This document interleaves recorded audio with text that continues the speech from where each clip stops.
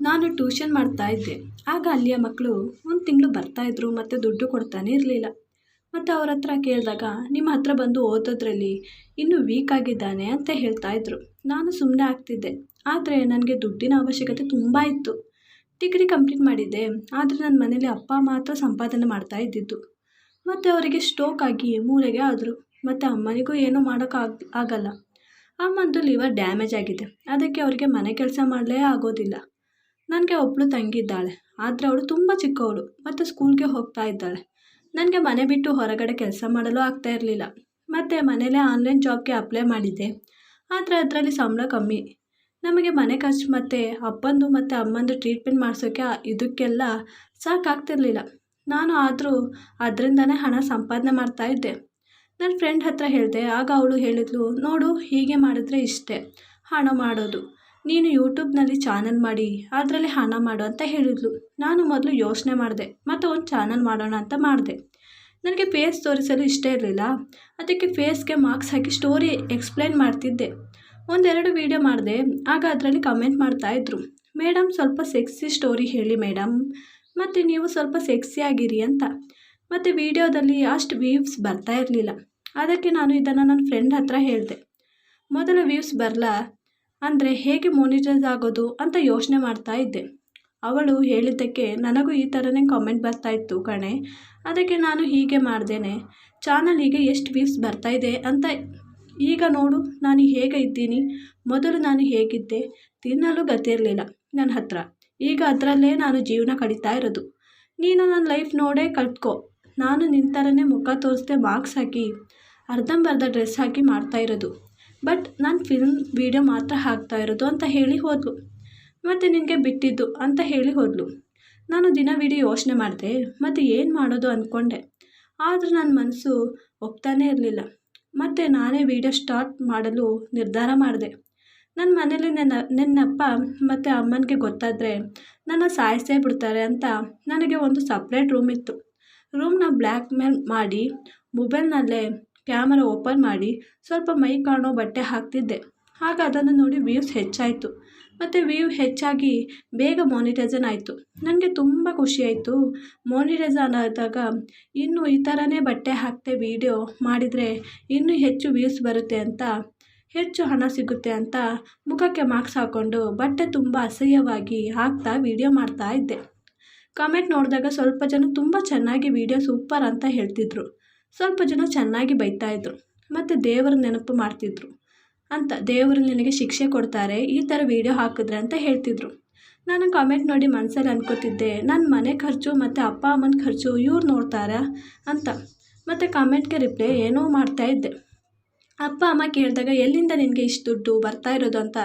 ಅದಕ್ಕೆ ನಾನು online job ಮಾಡ್ತಾ ಇದ್ದೀನಿ ಅಪ್ಪ ಅಮ್ಮ ಅಂತ ಹೇಳ್ತಿದ್ದೆ. ಮತ್ತು ಕೆಲವು ಸಾರಿ ಬಾಗಿಲಿಗೆ ವೀಡಿಯೋ ಮಾಡಬೇಕಾದ್ರೆ ಅಮ್ಮ ಬಂದು ಏನು ಮಾಡ್ತಾ ಇದ್ದೀಯಾ ಅಂತ ಬಾಗ್ಲಾಕಿ ಅಂತ ಕೇಳ್ತಾಯಿದ್ರು. ನಾನು ಜಾಬ್ ಮಾಡಬೇಕಾದ್ರೆ ಡಿಸ್ಟರ್ಬ್ ಆಗಬಾರ್ದು ಅಂತ ಬಾಗ್ಲಾಕ್ತೀನಿ ಅಮ್ಮ ಅಂತ ಹೇಳ್ತಿದ್ದೆ. ಅಮ್ಮನೂ ಒಪ್ಕೊಂಡ್ರು ಮತ್ತು ನಾನು ಸ್ವಂತ ಮನೆ ತಗೊಂಡೆ. ಎಲ್ಲರಿಗೂ ಆಶ್ಚರ್ಯವಾಗಿ ಏನು ಜಾಬ್ ಮಾಡ್ತಾ ಇರೋದು ನೀನು ಅಂತ ಕೇಳ್ತಾಯಿದ್ರು. ನಾನು ಆನ್ಲೈನ್ ಜಾಬ್ ಸ್ವಲ್ಪ ಕೋರ್ಸ್ ಹೇಳ್ಕೊಡ್ತಿದ್ದೆ ಮತ್ತು ಮಕ್ಕಳಿಗೆ ಸ್ವಲ್ಪ ಹೆಚ್ಚು ಜನ ಮಕ್ಕಳು ಬಂದು ಈಗ ಸೇರಿಕೊಂಡಿದ್ದಾರೆ. ಹಾಗೆ ಇಷ್ಟು ಹಣ ಸಂಪಾದನೆ ಮಾಡ್ತಾ ಇರೋದು ಅಂತ ಹೇಳ್ತಿದ್ದೆ.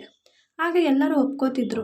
ನನ್ನ ಕೈಯಲ್ಲಿ ಜಾಬನ್ನು ನೋಡಿ ಮತ್ತು ಹಣ ಸಂಪಾದನೆ ಮಾಡೋದನ್ನು ನೋಡಿ ನಮ್ಮಿಂದ ದೂರ ಇರೋ ಸಂಬಂಧಿಕರೇ ನನ್ನನ್ನು ಕೇಳ್ಕೊಂಡು ಬರ್ತಾಯಿದ್ರು, ನನ್ನ ಮಗನ ಕೊಟ್ಟು ಮದುವೆ ಮಾಡಿ ಅಂತ ಅಮ್ಮನ ಹತ್ರ ಕೇಳ್ತಾಯಿದ್ರು. ಹೀಗೆ ಒಂದಿನ ವೀಡಿಯೋ ಮಾಡಿದೆ. ಅದರಲ್ಲಿ ಒಂದು ಕಮೆಂಟ್ ಇತ್ತು. ಏನಂದರೆ, ಹೇ ಶಾಲಿನಿ, ಈ ವಿಡಿಯೋ ಮಾಡೋದು ನಿಲ್ಲಿಸು ಮತ್ತು ಈ ಥರ ವೀಡಿಯೋ ಹಾಕಬೇಡ. ನಾನು ನಿನ್ನ ಜೊತೆ ಮದುವೆ ಆಗ್ತೀನಿ ಅಂತ. ನನಗೆ ಶಾಕ್ ಆಯಿತು. ನನ್ನ ಚಾನಲ್ ಓಪನ್ ಮಾಡಿದ್ದೆ ಬೇರೆ ಹೆಸರಿಂದ ಮತ್ತು ನನ್ನ ಮುಖ ಯಾರಿಗೂ ಗೊತ್ತೇ ಹಿಡಿಕೆ ಆಗ್ತಿರ್ಲಿಲ್ಲ. ಇದು ಯಾರು ಈ ಥರ ಕಮೆಂಟ್ ಕಳಿಸ್ತಾ ಇರೋದು ಅಂತ. ಅದು ನನ್ನ ಹೆಸರು ಕೇಳಿ ನನ್ನ ಹೆಸರು ಹೇಗೆ ಗೊತ್ತಾಯಿತು? ಅದು ಅಲ್ಲದೆ ಮದುವೆ ಆಗೋಕ್ಕೆ ಕೇಳ್ತಾ ಇದ್ದಾನಲ್ಲ.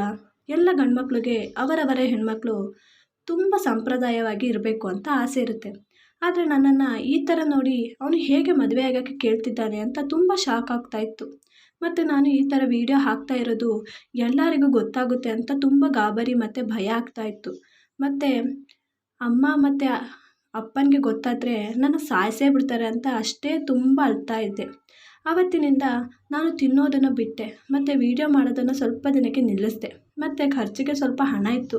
ಆದರೆ ಮುಂದೆ ಏನು ಮಾಡೋದು ಅಂತ ಯೋಚನೆ ಮಾಡ್ಕೊಂಡಿದ್ದೆ. ಈ ಮಾತು ನಾನು ನನ್ನ ಫ್ರೆಂಡ್ಗೆ ಹೇಳಿದೆ.